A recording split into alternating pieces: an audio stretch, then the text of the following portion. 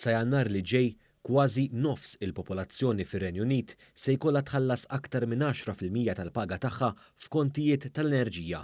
Tkellem OA News dwar dan l-analista finanzjarju Steve Ellul b'reazzjoni għall-aħbar li l-prezzijiet tal-enerġija u l-gass fir-Renju Unit żdiedu b'80%.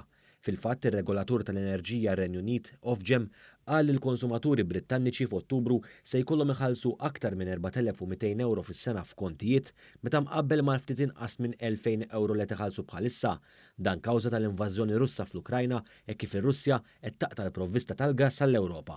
Fl-isfond ta' dan kollu fir-Renju Unit, l-inflazzjoni b'mod ġenerali mistennija titlaq għal 13% fix-xhur li ġejjin.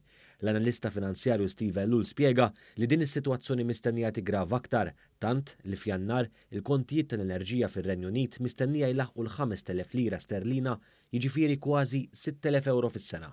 Ellul osserva kif kawża ta' dan aktar nies fir-Renju Unit se jaqgħu taħt l-indikatur hekk imsejjaħ tal-energy poverty, indikatur li jiġbor fih persuni li jkollhom iħallsu aktar minn 10% tal-paga tagħhom għal kontijiet tal-enerġija.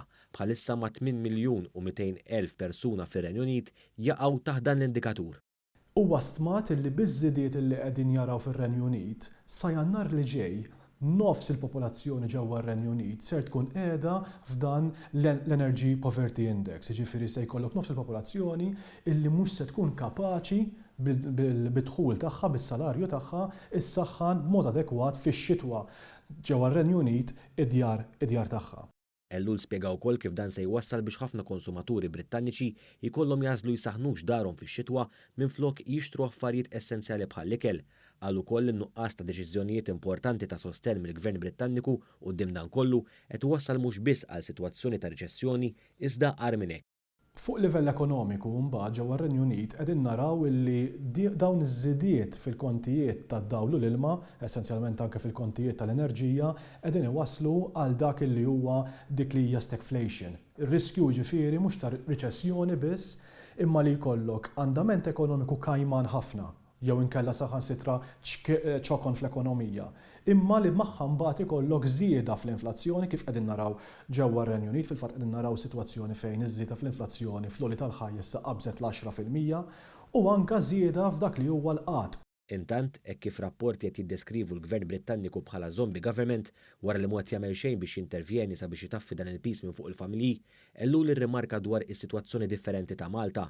Dan hekk kif fil-waqt li Malta mhux eċċezzjoni għaż-żieda fl-inflazzjoni, il-Gvern qed jagħmel minn kollox biex din iżomma taħt kontroll.